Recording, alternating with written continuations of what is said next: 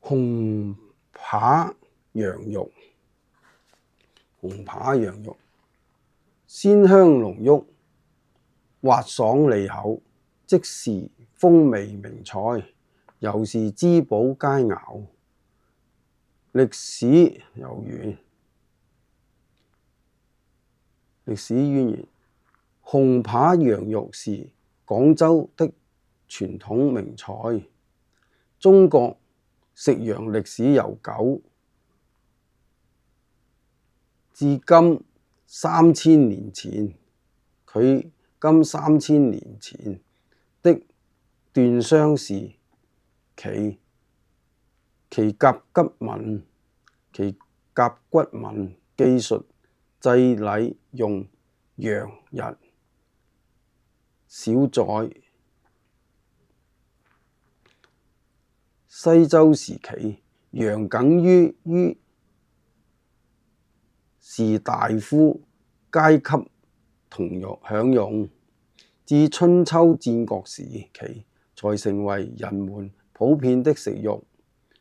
廣州又稱五羊城，古時以羊為肉食主料，後來隨着生產的發展，優質的食物來源廣大，食羊肉就此對減少，但此菜則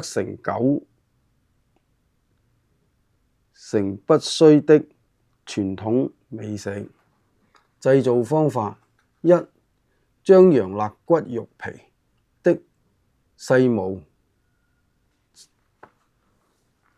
刮淨，放入水盆內，邊刮邊洗至乾淨取出，每隔4厘米斬一刀，斬成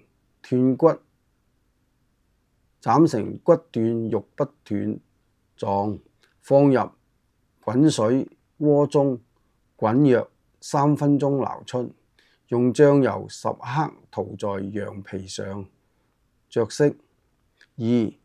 炒鍋用中火燒熱，落入花生油燒至6成熱，將羊肉用罩呢盛載放入油中，加蓋浸炸約1分鐘，至大紅色取出，去油。3. 將炒鍋回放火上，烹薑汁酒，加湯、鹽、八角、陳皮、紅棗、去皮馬蹄和醬油10克。燒熱後，一並倒進用竹席墊底的砂鍋，加蓋用中火煲約1個半鐘頭，至9成軟爛，將湯濃縮至5毫克，上香菇，再煲10分鐘取出，去掉薑蔥陳皮，揸出原湯400克待用。4. 將馬蹄切成2片，與紅棗、香菇一起盛入盤中，把羊肉切成塊狀，每塊約4厘米，寬2.5厘米，放在上面。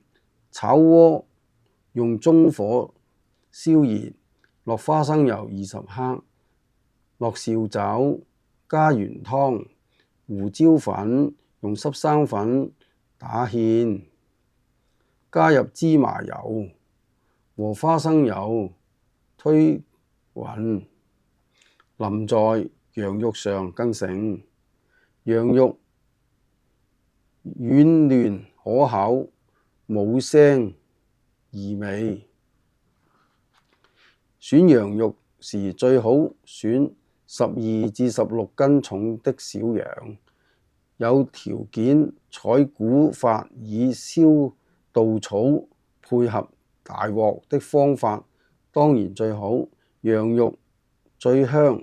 注意煲扣時加入3至4克當歸同燜，能去除腥味、騷味。